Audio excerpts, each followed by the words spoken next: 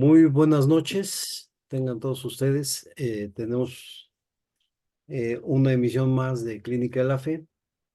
Eh, en esta noche quisiéramos debatir y si se puede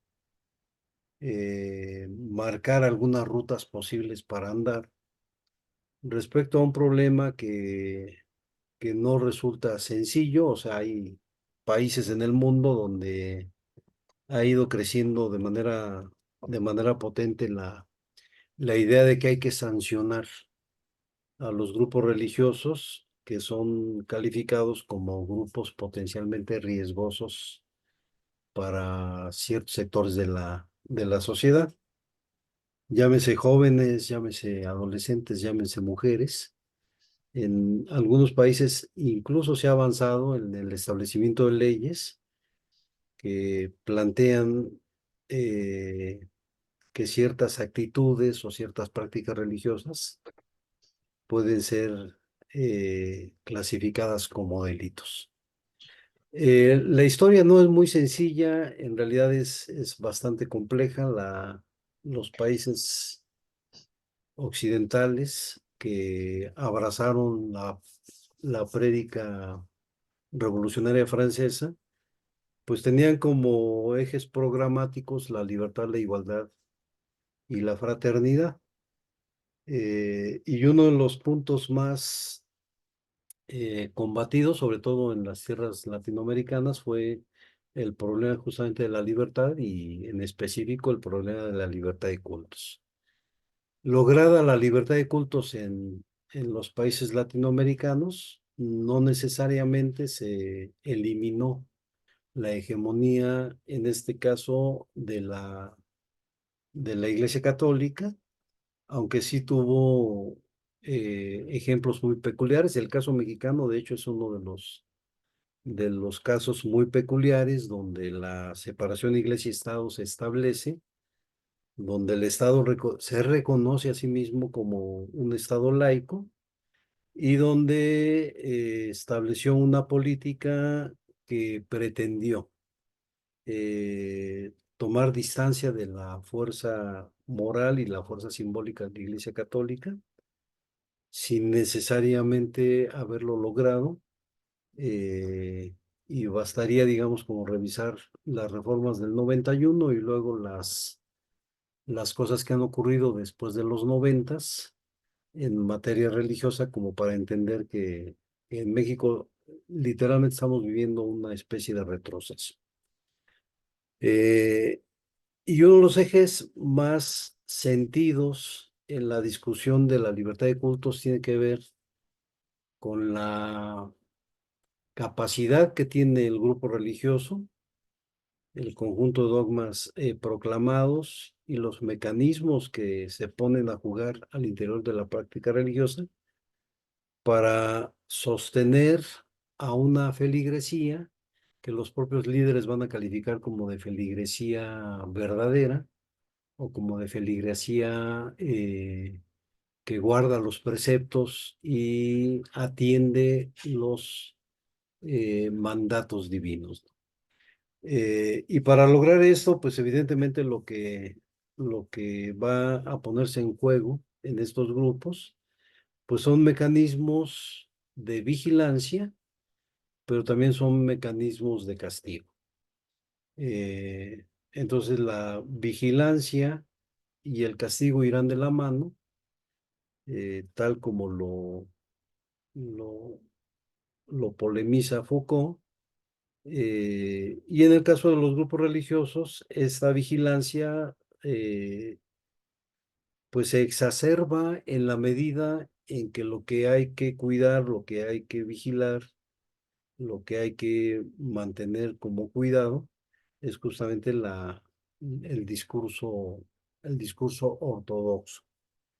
Y los discursos ortodoxos regularmente son traducidos con prácticas muy, muy particulares. La semana pasada hablábamos del yugo igual o desigual, y se ejemplificaba el caso de las iglesias evangélicas, donde lo que se busca doctrinariamente es que el yugo sea igual. Y entonces todo el mundo se vuelve vigilante, vigilante de los flujos amorosos de los hombres y las mujeres, porque en los grupos religiosos, por lo que atenderán como consigna a vigilar, pues es que los hombres y las mujeres que son parte de ese grupo religioso, pues se enamoren, se comprometan y se casen con feligreses de la misma iglesia. Caso contrario, pues hay una serie de castigos que pueden ir desde la expulsión simbólica, donde todo el mundo le cancela el habla a quien violenta el yugo igual, hasta iglesias donde la prescripción es literalmente la expulsión o una suerte como de persecución evangelizadora en contra de el elemento que es desigual, ¿no? Entonces me parece que la vigilancia y el castigo son dos elementos que se ponen en marcha en estas condiciones, donde los grupos religiosos, pues claro que lo que están buscando es la salud de la doctrina, pero también andan buscando que los feligreses no se distancien de las reglas que los propios líderes van marcando. Y en ese escenario, pues evidentemente hay abusos, hay excesos y hay prácticas que potencialmente en el contexto del Estado de Derecho pudieran ser calificadas como prácticas que se acercan de manera muy peligrosa o muy riesgosa a ser tipificadas como delitos, ¿no? Este es el tema del día de hoy y, y creo que la parte polémica tiene que ver con ese tránsito entre la vigilancia, el castigo que el mismo grupo se impone y la vigilancia y el castigo que desde el exterior es potencialmente aplicable a los grupos religiosos si desde afuera se concibe o se considera que se están cometiendo excesos. Y ahí hay una tensión interesante que me parece eh, importante rescatar en la medida de hasta dónde debiera judicializarse, digamos, la vigilancia y el castigo a los excesos que los grupos religiosos cometen. Por ahí será la charla de esta noche. Gracias, César. Pues se abre el debate. Vamos a platicar y dialogar. Bienvenidos todos. Hoy nos acompañan como panelistas el profesor, maestro, autor César Avendaño, Omar Collis, que está aquí como todos los días que sesionamos, que son los miércoles, y por ahí ya se integró Dianita. Estamos platicando en torno a un documento, una tesina de Judith Zavallos, titulada Las sectas coercitivas, las dificultades jurídicas para el abordaje de la responsabilidad del líder. Por ahí en la descripción del video les compartiremos la liga para que también puedan revisar este documento.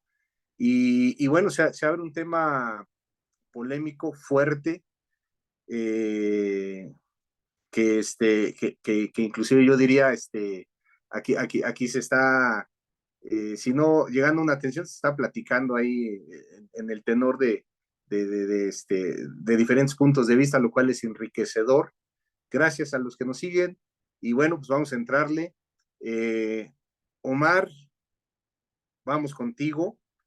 Y básicamente, hablando de la responsabilidad del líder, es un líder responsable por lo que sucede y pasa con los feligreses, en esos, como César los llamaba, excesos. Y vas de la aclaración que, bueno, nuestra bronca no es como tal contra la iglesia, sino particularmente con este modelo de iglesia que hoy nos toca vivir en la sociedad mexicana, que pues cada uno lo podrá apreciar o cada uno tendrá su opinión, no es el modelo que nos gustaría ver. Vamos a escucharte, Omar, pues concretamente, ¿cómo ves? ¿Qué tan responsable es el líder, ¿no? O si lo es o si no lo es. Te escuchamos. Gracias, Manuel. Buenas noches. Pues bien, iniciaba César con una observación muy amplia sobre este tema. Igual, yo creo que es muy largo, muy extenso de poder tocar este tema, muchas vertientes para analizar, para revisar, para proponer regulaciones, para proponer una línea.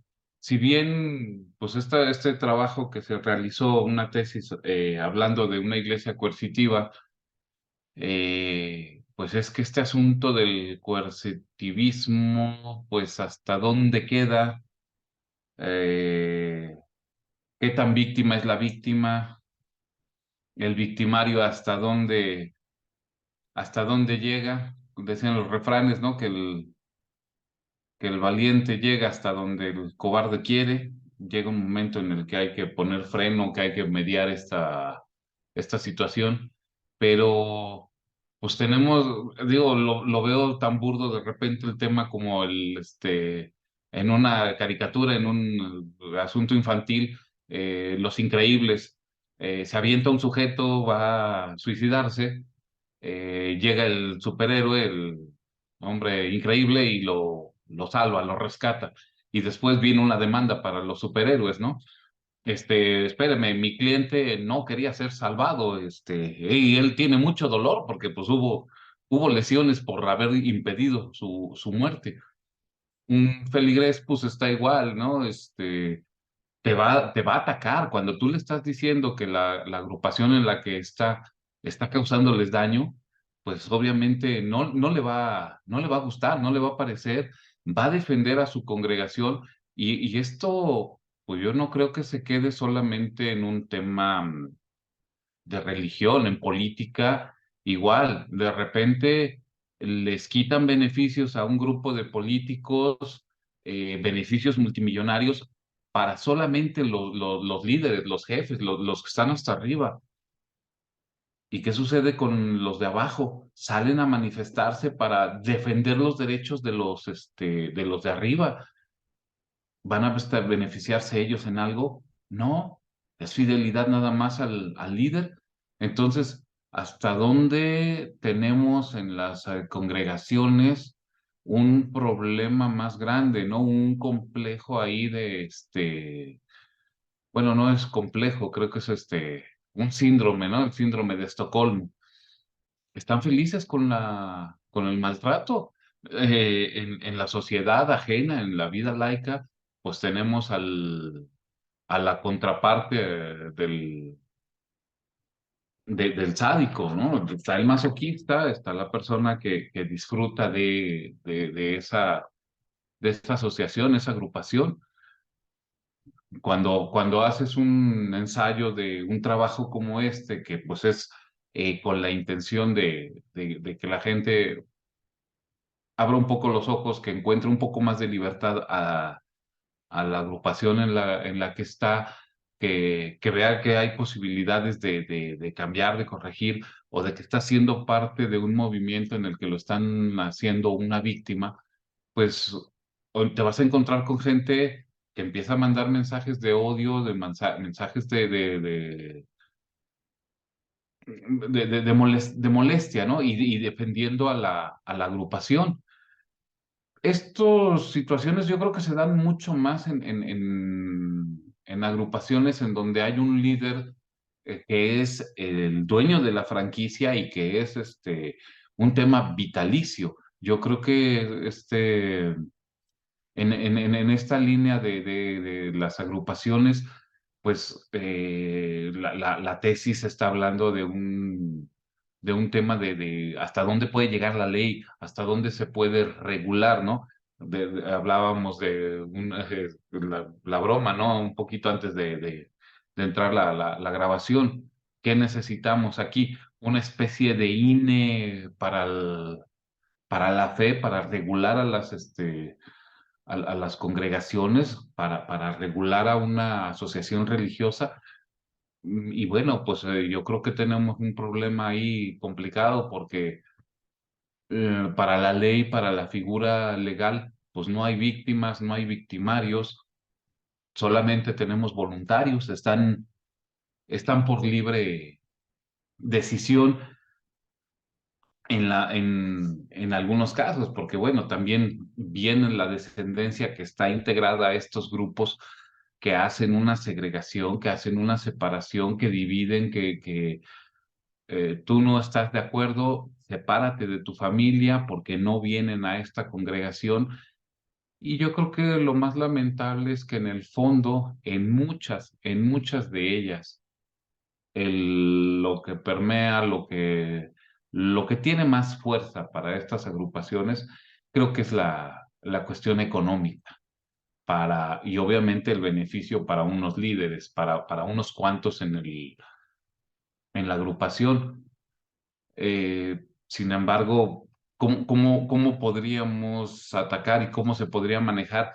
No hay una figura legal para detener. Ya ha habido prácticas, sé que hay prácticas en algunos países en donde tratan de regular, tratan de medir, porque pues este problema se le sale de las manos, se le complica al gobierno. Así como ya hay una norma para quitar la sal de la mesa, para evitar que la gente tenga sobrepeso, bueno, tú puedes ir al restaurante y te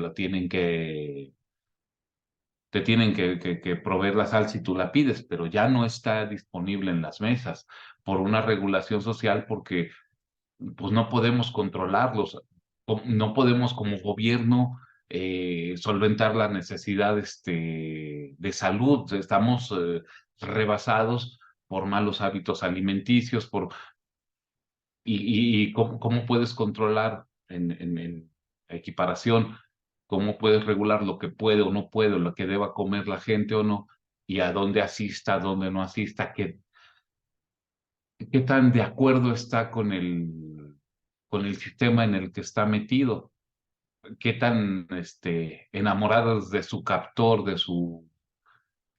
su líder están integrados. La tesis, pues bueno, es un proyecto interesante, es una visión que, bueno, también sucede en otro país, sucede en otro continente, sucede con otros intereses diferentes. eh, Latinoamérica tiene situaciones diferentes. Igual no podemos generalizar, si no podemos generalizar de un estado, de un departamento, como le llamen en otros lugares, a otro, pues entre países creo que es más difícil, entre continentes, pues igual habrá formatos muy, muy definidos en estos lugares, pero bueno, creo que continuamos que participe alguien más ahorita.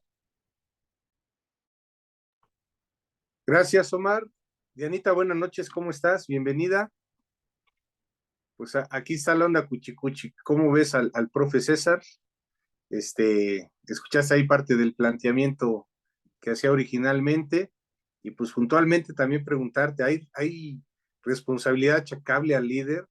¿Todo es culpa del que se congrega y dice, pues sí, sí me someto, sí me bautizo, sí, ya no le hablo a mi mamá y a mis demás familiares porque no son de la fe?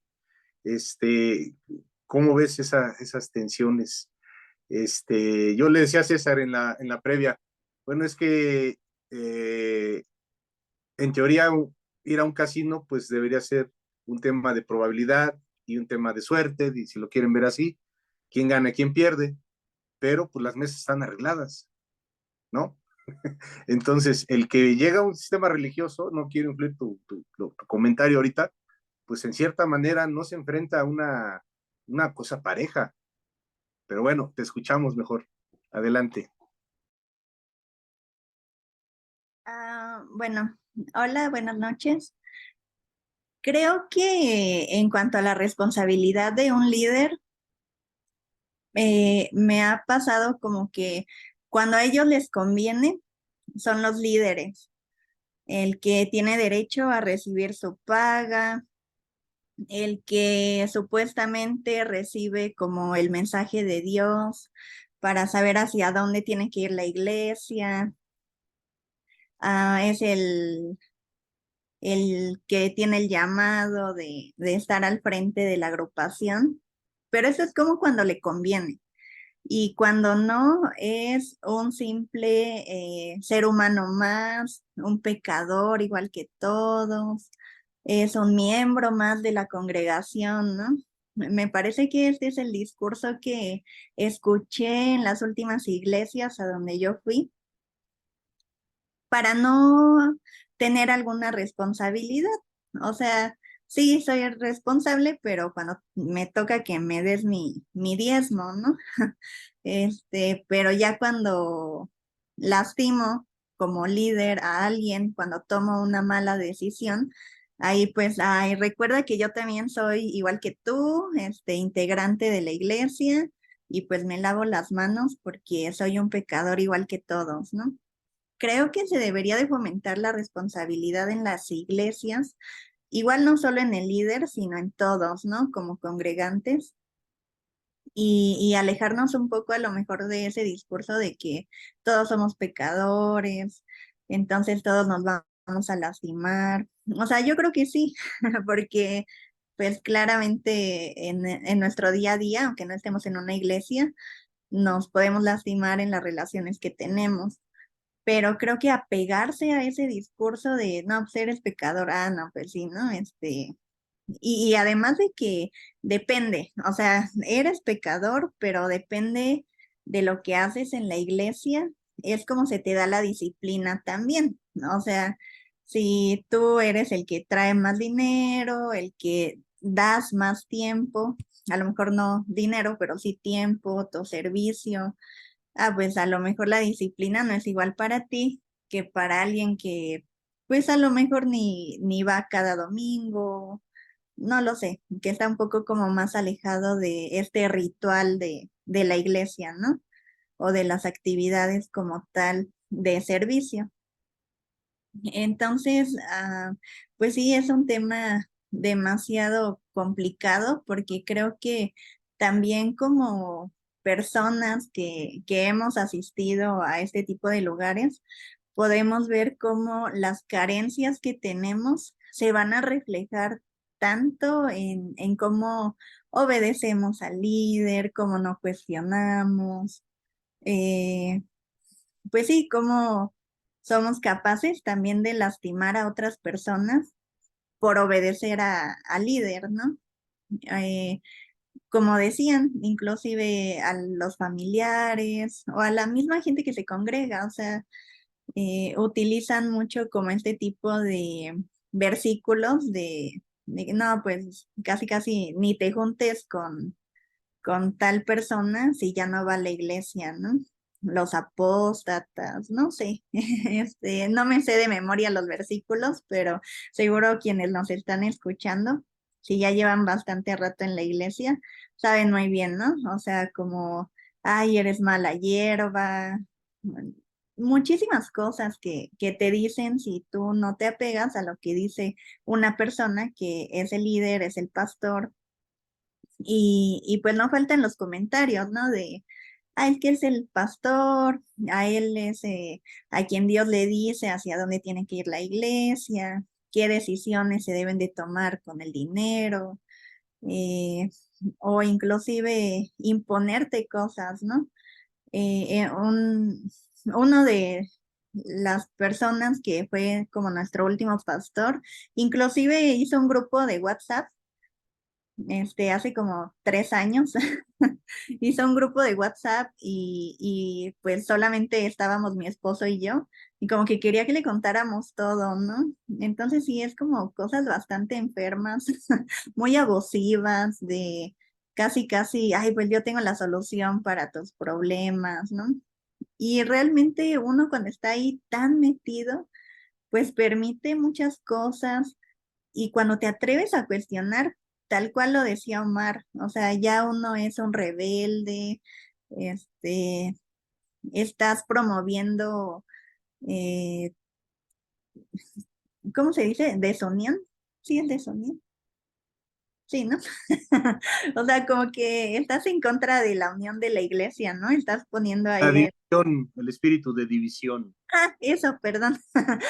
Estás promoviendo la división en la iglesia y pues eso también es, pues muy coercitivo porque realmente estás en contra de un abuso, pero las demás personas no lo ven, así como uno tampoco en su momento lo vio, o si uno lo vio, lo minimizó pensando que uno iba a estar mal, porque tampoco faltan este tipo de comentarios, ¿no? De, bueno, es que yo sí veía que el pastor era un abusivo, eh, un violento, pero yo creía que yo estaba mal si yo decía algo, ¿no? En contra de esa persona. Entonces, pues ya la gente igual que nos está viendo puede poner ahí como en los comentarios sus experiencias de lo que ha vivido, pero generalmente es más violencia cuando uno se posiciona en contra de algo que dice el pastor o la gente de alabanza, como esta gente que es así como vaca sagrada de la iglesia, que generalmente es una familia, ¿no? Este, la que toma como el control, igual como decía Omar, como si fuera una franquicia, y pues tú no te puedes posicionar en contra de nada de lo que ellos digan porque ya eres un rebelde y ya no te toman en cuenta tanto como si les dijeras que sí a todo, ¿no? Y pues la realidad es que cuando uno entre más dinero dé, creo que más rápido te ponen en algún servicio, más rápido te toman en cuenta. Y ya cuando dejas de hacer este tipo de cosas o te vas dando cuenta de algo y uno empieza como a cuestionarse y ya no le sigue uno como la obediencia a todo lo que ellos quieren, pues sí, lo van relegando a uno, pero bueno, regresando a este tema de la responsabilidad, ahí creo que, pues sí, hace mucha falta que se regule eso, pero también es como quién lo va a regular, ¿no? O bajo qué términos se podría regular esto. ¿Quién podría decir, pues sí, yo puedo regular que no se pase de lanza un pastor con un feligrés? O un feligrés con otro feligrés porque ese feligrés se está cuestionando. No sé, sí, sí está bastante complicado. Gracias, Dianita. Nadie dijo que fácil, ¿verdad? A ver, doctor, venga, por favor. Has hecho comentarios al inicio de esta charla muy interesantes. En el previo nos platicaste de que algo así, si te entendí bien, violencia necesaria, o que la violencia al final tiene una como suerte de razón de ser en el proceso humano. La otra parte, desligas entonces al líder de la responsabilidad porque lo hacemos nosotros, digamos, quienes acudimos a un grupo en nuestra, si no llamarle vulnerabilidad, nuestra propia patología, súmale a quizás la megalomanía o el narcisismo de un líder, pues lo terminamos inflando, pero la otra entonces, ¿qué camino queda? Me queda claro como que hay una carencia de especialistas que le puedan dar este acompañamiento terapéutico, porque son como que problemas muy sui generis, ¿no? No estamos hablando de otro tipo de patologías más comunes, ¿no? Son como que muy particulares las que se dan dentro de las iglesias. ¿Y qué nos hablarías si estás a favor o no de una intervención entonces con los afectados? ¿Cómo sería esta intervención? Te escuchamos. Bueno, la promesa del Estado liberal es que iba a construir ciudadanos. La herramienta que los estados nacionales liberales insistieron a lo largo del siglo XIX que usarían, pues fue la educación. Y en efecto, o sea, la inversión en educación en toda América Latina se dejó sentir con la aparición de escuelas, en donde lo que se supone que tendría que haber ocurrido es,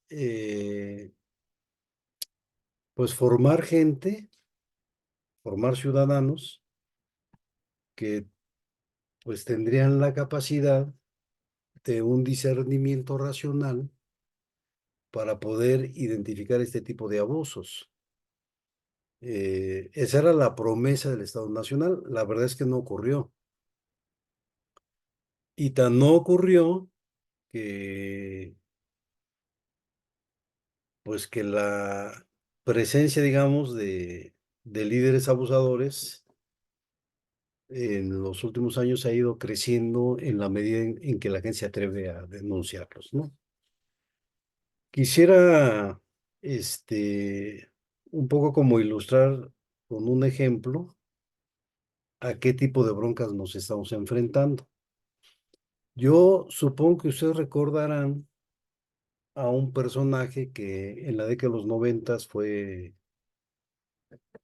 pues fue un pastor mediático porque publicó, si no mal recuerdo, en 1994, un,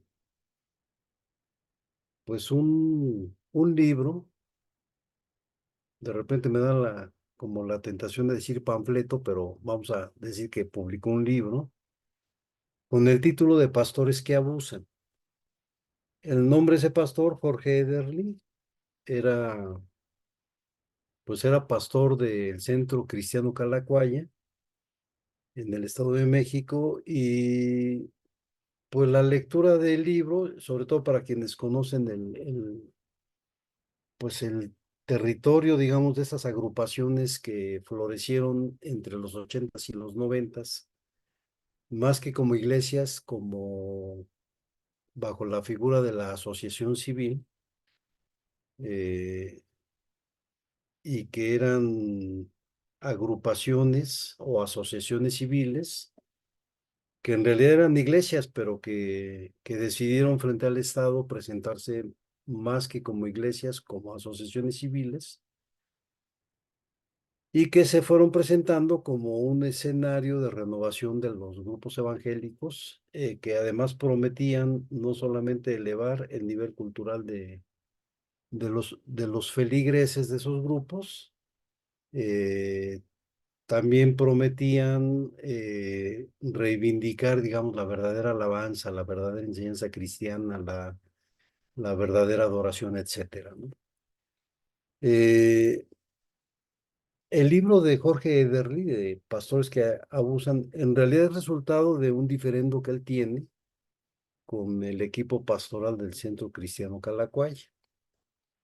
Y el libro no es ni más ni menos que la denuncia en contra de aquellos pastores que le fueron como poniendo piedritas en el camino e impidiendo que tuviese, digamos, acceso libre a las ofrendas millonarias que el Centro Cristiano Calacuaya aportaba cada semana.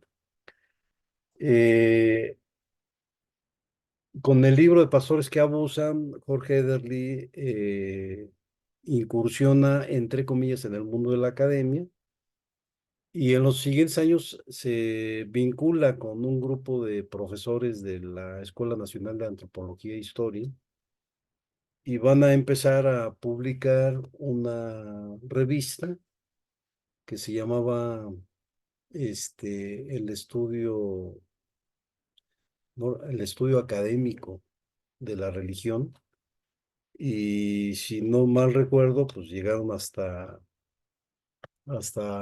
la edición del número 3 de la revista. Y esa revista justamente la inauguraron. El número 1, recuerdo que puso atención en La Luz del Mundo, y denunciaban a fines de los 90 el abuso que Samuel Joaquín el Papa tenía con el grupo de doncellas asignados a su cuidado, y hacían, digamos, la denuncia pública de abuso sexual hacia esas doncellas.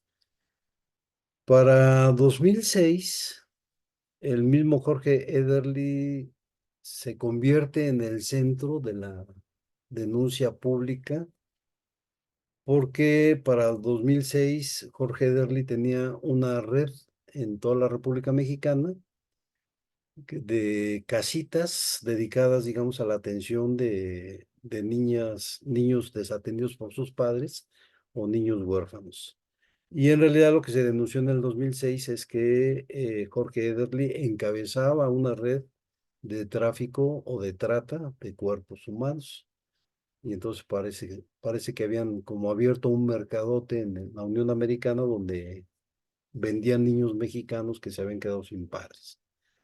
Fue, digamos, un escándalo. Hasta donde yo sé, el señor no fue ni juzgado ni encarcelado, eh, y además nunca regresó a México, o sea, se escapó del país y las autoridades decidieron no perseguir al señor.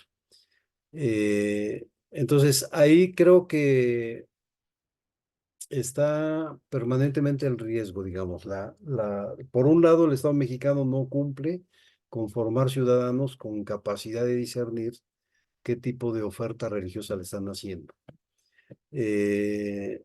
Porque además, pues la educación, al insistirse en este país que debe ser una educación separada de los grupos religiosos, pues hemos caído en un error muy, pues en el que se insiste mucho, en el que incluso se derivan, digamos, prácticas que me parecen muy perniciosas, porque entre los escolarizados lo que se gesta es una especie de ignorancia de los grupos religiosos presentes en el país.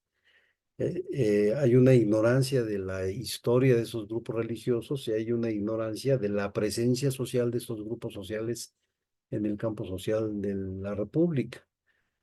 Pero es una ignorancia promovida y fomentada desde el Estado. Eh, Porque yo creo que una cosa es la práctica religiosa y otra cosa es la obligación que tendría el Estado de ofrecer en las escuelas y en las universidades información suficiente y formación suficiente para que los egresados de las escuelas públicas tengan la capacidad de entender las ofertas que cada uno de los grupos religiosos está haciendo aquí en México. En la medida en que ignoramos esas cosas, pues lo que tenemos es una población ignorante del campo religioso que se vuelve justamente víctima de estos discursos religiosos, que en principio son grupos religiosos que operan sobre la ignorancia construida desde el Estado mexicano. De tal modo que si hay víctimas, o sea, si hay líderes de un lado que abusan y luego hay víctimas, me parece que buena parte de la responsabilidad la tiene la política pública, que en teoría debiera tener la responsabilidad de formar y educar a la gente, y como resultado de la educación, pues la gente debería tener capacidad de distinguir no solamente entre grupos religiosos, sino entre prácticas, historias, intenciones, sesgos, prácticas, eh, escenarios posibles que van, digamos, construyéndose desde los grupos religiosos, ¿no? Eh, Ahora, ¿por qué cuando un líder comete delito, eh, la misma feligresía no es quien denuncia? Pues porque están atrapados ahí en una práctica que los vuelve doblemente analfabetos con relación a lo que está ocurriendo dentro de sus grupos religiosos. Y que siempre hace falta como la mirada externa, ajena al mismo grupo religioso, para señalar los abusos que los líderes cometen justamente cuando los abusos ya se configuraron como delitos y no como abusos, sino ya como delitos consumados. Entonces, yo creo que ahí hay un problema muy serio en la medida, digamos, en que el sector público no ha sido capaz de atender el problema y tan no ha sido capaz de atender el problema que hay mucha impunidad, sobre todo en la Iglesia Católica, o sea, están más expuestos los grupos no católicos a ser demandados, a ser señalados y a ser acusados cuando sus líderes cometen delitos y se entiende, digamos, por qué el sistema judicial sí opera y se pone en marcha toda la maquinaria judicial contra ellos, y no así con el caso de la Iglesia Católica, que solo en los últimos años se ha sabido, digamos, que un poquito el sistema judicial se mueve para castigar los delitos de los líderes católicos. Pero en general sigue siendo una asignatura pendiente. Me parece que pues que tenemos un reto enorme en el terreno comprensivo para lograr percibir qué son los grupos religiosos, qué tipo de prácticas promueven y cuántas de esas prácticas promovidas por ellos están gestando, digamos, un daño, están siendo perniciosas, ¿no?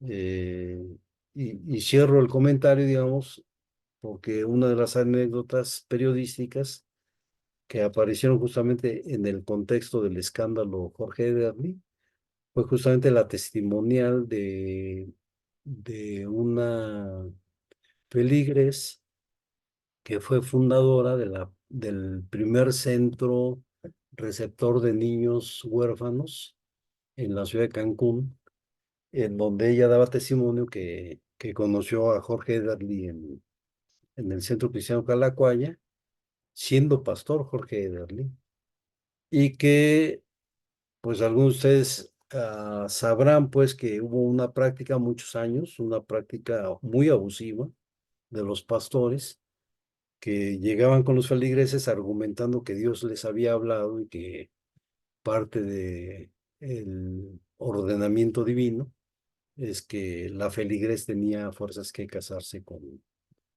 pues con el alucín que traía el líder, ¿no? Ocultándole o cobijándole con la idea de que Dios le hablaba, ¿no? Y esa feligres justamente se casa con un pastor y ella y el pastor son los fundadores de este centro, pero era una pareja que tenía, digamos, ahí un compromiso y una complicidad con Jorge Ederly, que les, pues terminaron siendo partícipes, digamos, de este tráfico de personas y hasta muchos años después fueron denunciados, o sea, ya cuando el delito se había vuelto costumbre, ¿no? Entonces, la pregunta aquí, y me parece que es muy complicado encontrar una respuesta, es, ¿y a quién le toca, no? Le toca a la Secretaría de Gobernación, le toca a la Secretaría de Educación Pública, le toca al sistema mexicano judicial, exactamente a quién le toca hacer ese tipo de vigilancia. Porque si bien de un lado los grupos religiosos cubren muchas necesidades que el Estado es incapaz de cubrir, pues por el otro lado el Estado mexicano finge demencia y el absurdo es que no tiene los mecanismos suficientes como para identificar de manera pronta eh, pues el ejercicio de un delito entre los líderes religiosos. Ahora, ¿cómo tendría que construirse ese mecanismo de vigilancia y control? Me parece que es todo un reto y no es un asunto fácil, pues porque está mucho la tentación a favorecer las prácticas de los grupos mayoritarios religiosos y ejercer la ley en contra de esos grupos más minoritarios, ¿no?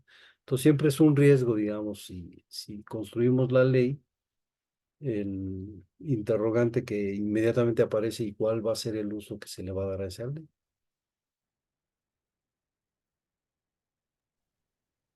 Gracias, César. Pues sí, temas ahí muy debatibles. El tiempo nos apremia, Omar, de una manera, pues un poquito breve. ¿Cómo ves intervención con los afectados? ¿Y cómo sería esta intervención? ¿Intervención sí, intervención no?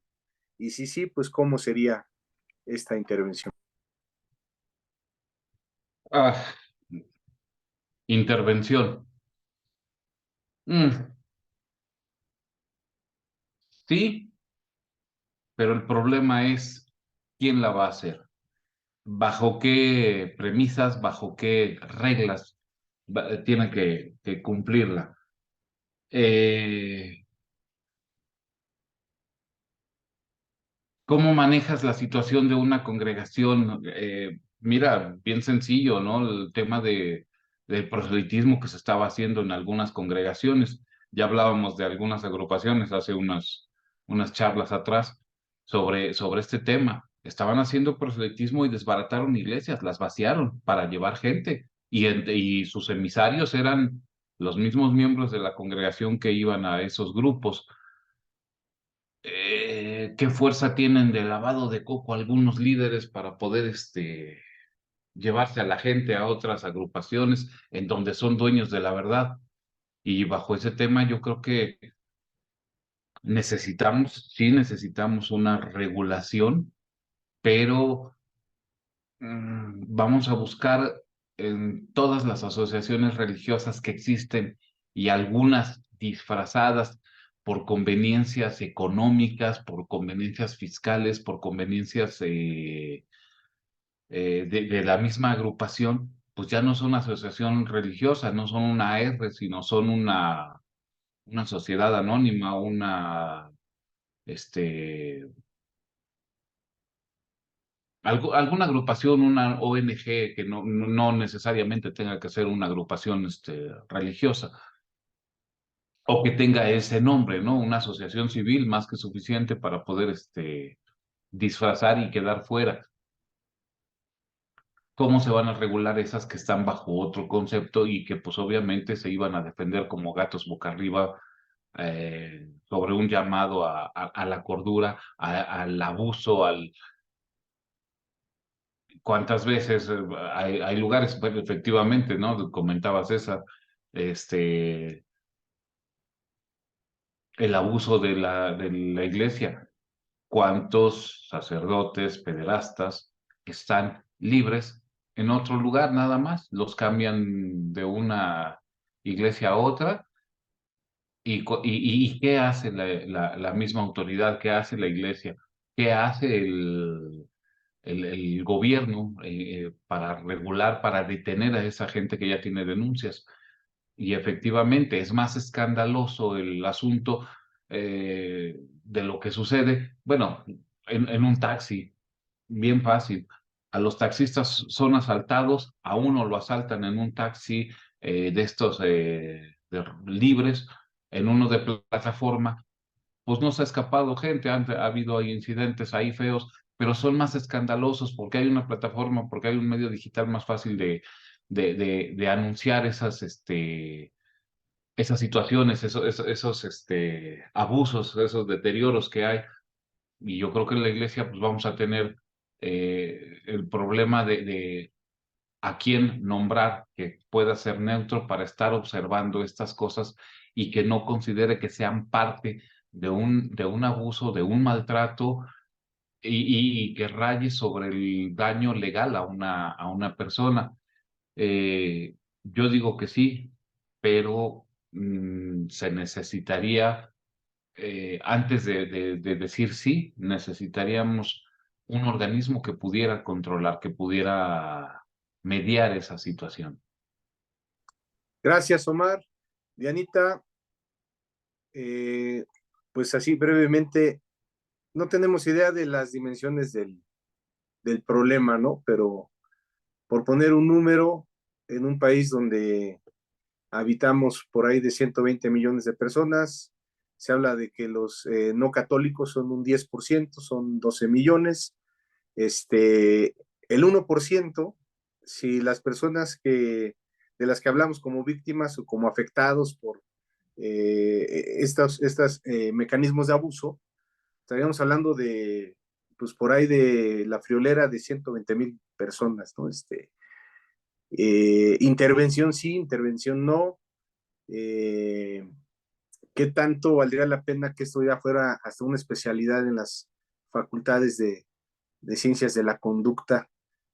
¿O qué opinas? A ver, te escuchamos. Bueno, yo creo que para que exista una intervención, pues primero la persona tendría como que cambiar la visión que tiene de cierta ideología.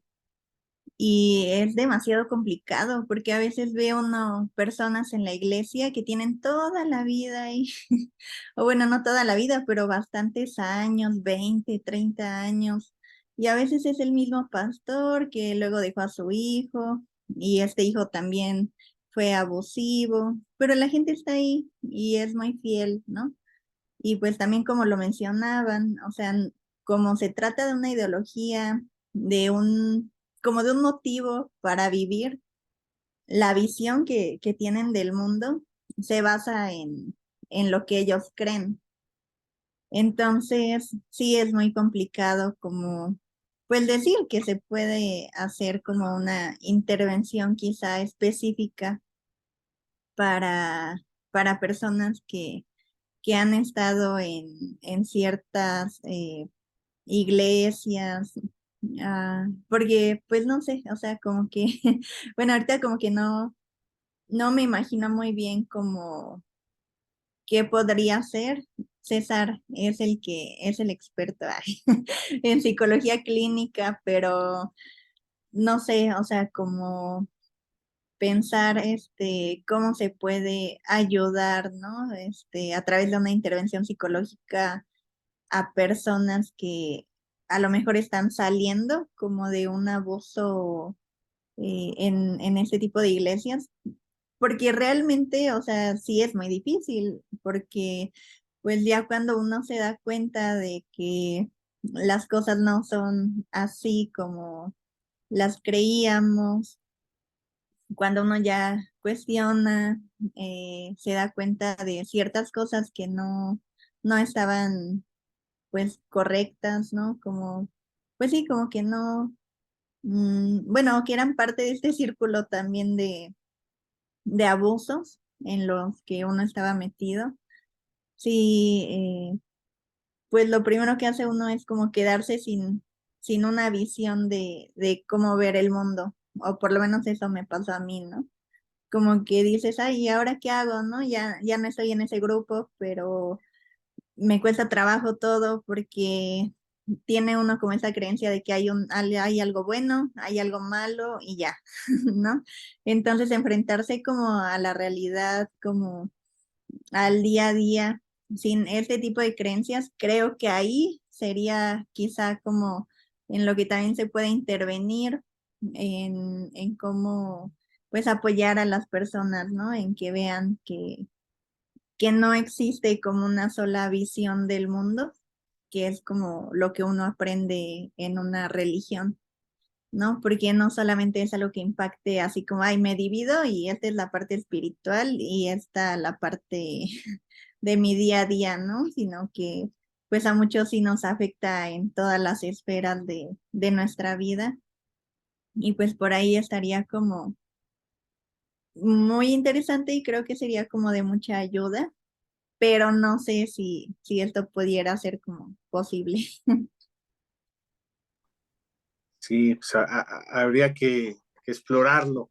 Sí, Pues gracias a cada uno de los panelistas, gracias a usted que nos escuchó hasta este momento del video y recordarles el medio de contacto pues a través de la página en Facebook Clínica de la Fe y en canal de YouTube Cristiano Rebelde, ahí estamos a la orden. Nos vemos en la próxima transmisión.